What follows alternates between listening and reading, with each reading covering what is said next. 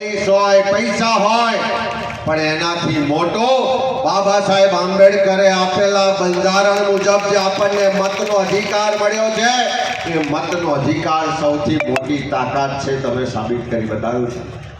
બેને કહ્યું કે આપણા નેતા રાહુલજી જ્યારે કન્યાકુમારીથી ભારત જોડો યાત્રાની શરૂઆત કરી ત્યારે આખા દેશના લોકો એની મજાક ઉડાવતા હતા કે આ રાહુલ ગાંધી કઈ રીતે 4000 કિલોમીટર ચાલશે.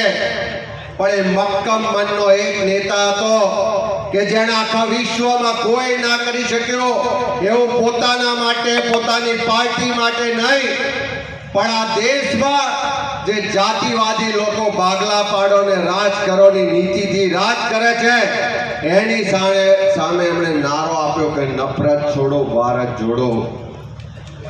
એ કન્યાકુમારીથી શરૂઆત કરી. ક્યાંક આવો જ વરસનો વરસાદ હતો, કડકડતી ઠંડી હતી, ધોમધકતો તાપ હતો, પણ કોઈનાથી પણ ડર્યા વગર કે ડગ્યા વગર અનેક જગ્યાએ એમની જાનને પણ જોખમ હતું. તેમ છતાં મક્કમતા સાથે કન્યાકુમારીથી શરૂ થયેલી યાત્રા બેને કીધું એમ વરસતા વરસાદ ને બરફ વર્ષા વચ્ચે શ્રીનગરમાં એમણે પૂરી કરી. અને એ દિવસે એમણે કીધું હતું કે જે રીતે અંગ્રેજો આ દેશના લોકોને ભાગલા પાડીને રાજ કરતા હતા, આ દેશની સત્તાને સંપત્તિ લૂંટીને પોતાના દેશમાં લઈ જતા હતા, આ દેશના લોકો પર જોર જુલમ ને અત્યાચાર કરતા હતા, લોકો ગરીબ લોકો ગુલામ જ રહે અને પૈસાદાર વધુ પૈસાદાર થાય એવી નીતિથી રાજ કરતા હતા. એની સામે એક નવી આઝાદીની લડાઈ લડવાની છે. જે અંગ્રેજોનું શાસન હતું એવું જ શાસન આજે દિલ્હીમાં બેઠેલી સરકારનું ચાલે છે. આ સરકાર પણ તમારા મારા ટેક્સના પૈસાથી જે સરકારની તિજોરીઓ ભરાય છે, જે આ દેશની સત્તા અને સંપત્તિ છે એનું કેન્દ્રીકરણ કરી અને મુઠ્ઠીભર લોકોને ધરવી રહી છે, મુઠ્ઠીભર લોકોની તિજોરીઓ ભરી રહી છે. આજે પણ આ નવા અંગ્રેજો ભાગલા પાડો ને રાજ કરોની નીતિથી શાસન કરી રહ્યા છે. આજે ચૂંટણી આવે તો સમાજ સમાજને સામે લાવે છે, જાતિ જાતિને સામે લાવે, ધર્મના નામે રાજનીતિ કરે છે ને પોતાની ખુરશી ને સત્તા બચાવી રાખે છે. પણ એ લોકો સામે લડાઈ લડીને રાહુલજી કહે છે કે ડરો મત, અને સાથે સાથે પેલા શિવજીની મુદ્રા સાથે કહે છે ડરાવો પણ મત. અને આ રાહુલજીના એક વાતથી કે આ દેશમાં આ 2024ની ચૂંટણી સંવિધાન બચાવવા માટેની ચૂંટણી હતી. જે બાબા સાહેબ આંબેડકરે આપણને સંવિધાન આપ્યો કે દેશનો વડાપ્રધાન હોય કે સુઈ બાબર કે વાવનો કોઈ સામાન્ય ગરીબ માણસ હોય, બંનેના મતની કિંમત એક સરખી છે. બંનેનો આ દેશની સત્તા અને સંપત્તિનો વહીવટ કોણ કરશે એ નક્કી કરવાની સત્તા અને તાકાત એક સરખી, જેવું બાબા સાહેબના બંધારણે તાકાત આપી. એ બંધારણ બદલવા માટે આ મોદી સરકાર નીકળી હતી, પણ રાહુલજીએ કીધું કે કોંગ્રેસ છે ત્યાં સુધી કોઈની તાકાત નથી કે બંધારણનો એક અક્ષર પણ બદલી શકે. અને બંધારણ બદલવાની લડાઈના નારા સાથે નીકળ્યા હતા. નફરત છોડો, ભારત જોડો, ડરો મત, ડરાવો મત, સંવિધાન બચાવવું છે અને આ દેશના સામાન્ય લોકોને એનો અધિકાર અપાવવો છે. વાતને લઈને નીકળ્યા હતા. જે લોકો 400 પારની વાત કરતા હતા એ માંડ પેલા નાયડુ ને નીતિશ કુમારની પેલી બે બાજુની બૈસાખી હોય ને એના સહારે ખુરશી પર બેઠા છે. બાજુ લખી રાખજો, થોડા સમય પછી મહારાષ્ટ્ર, હરિયાણા, કાશ્મીર, ઝારખંડની ચૂંટણી છે. 4 રાજ્યોની ચૂંટણીનું પરિણામ આવતા તો આ બૈસાખી બેવ બાજુથી ખસી જવાની છે.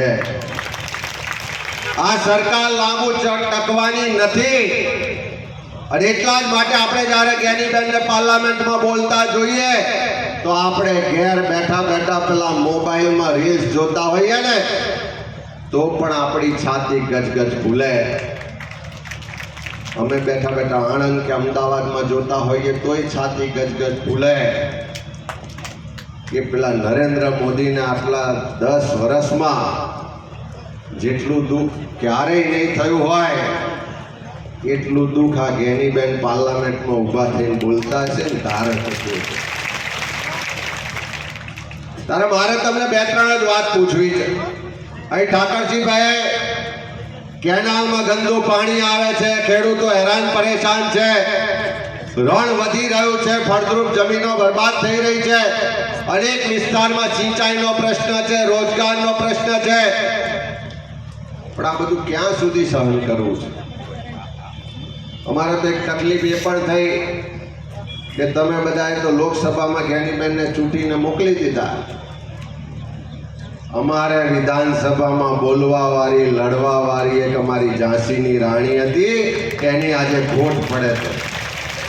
હમણાં 3 દિવસનું સત્ર મળ્યું, બેનની ખોટ પડી કે જો બેન હોત તો તમારા વાવ વિધાનસભાના પ્રશ્નો માટે તો લડે, બનાસકાંઠાના પ્રશ્નો માટે તો લડે, પણ ગુજરાતમાં ક્યાંય પણ કોઈ ગરીબ મધ્યમ વર્ગના લોકોની વાત હોય, ક્યાંય પણ કોઈને અન્યાય થતો હોય તો એનો અવાજ બનવાનું કામ ગેનીબેન વિધાનસભામાં કરતા હતા. પણ આજે દુઃખ સાથે ગૌરવ પણ છે કે ભલે વિધાનસભામાં નથી બોલતા પણ એ અવાજ આજે દેશની પાર્લામેન્ટમાં ગુંજી રહ્યો છે. અને એટલા જ માટે તમને વિનંતી કરો કે આવનારી પેટા ચૂંટણી આવે ત્યારે ફરી પાછો વાવ વિધાનસભાનો અવાજ વિધાનસભામાં ગુંજતો કરવાનો છે. કરવાનો છે કે નહીં? જે લોકો સંમત હોય કે કરવાનો હોય ને જે લોકો કહેતા હોય કે આજે આ વરસાદના અમી ચાટણા થયા છે, બેને મામેરામાં ફરી માંગ કરી છે, એને પૂરી કરીશું. આ બંને 2 હાથ જોડીને કહો કે પેટા ચૂંટણીમાં કોઈ પણ ઉમેદવાર આવે, કોઈ પણ સમાજનો હોય, એ કોઈ સમાજનો ઉમેદવાર નથી, એ વાવ વિધાનસભાના લોકોનો કોંગ્રેસ પક્ષનો ઉમેદવાર છે. અને વાવનો અવાજ ફરી વિધાનસભામાં ગુંજતો કરીશું.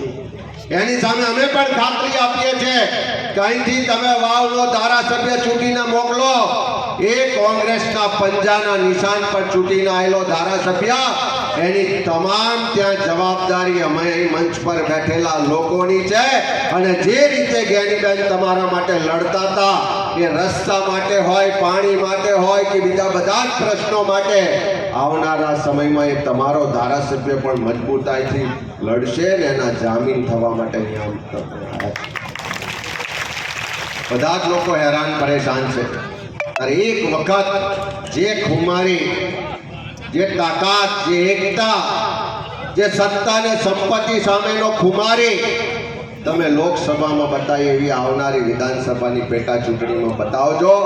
એવી વિનંતી સાથે આપ સૌ વરસતા વરસાદમાં પણ આવ્યા છો, હજારોની સંખ્યામાં તમારી હાજરી બતાવે છે કે આજથી શરૂઆત થઈ ચૂકી છે કે રાહુલ ગાંધીએ જે દેશની પાર્લામેન્ટમાં નરેન્દ્ર મોદીની આંખોમાં આંખ મિલાવીને કીધું કે આ તમારું અભિમાન, આ તમારી સરમુખત્યારશાહી, આ તમારી ભાગલા પાડો રાજ કરવાની નીતિ લાંબી નહીં ચાલે, અને 27માં એની શરૂઆત ગુજરાતથી કરીશું.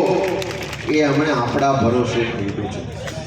અને 27માં ગુજરાતમાં સરકાર બદલવી હોય તો એની શરૂઆત આપણે આ વાવ વિધાનસભાની પેટા ચૂંટણીથી કરવાની છે.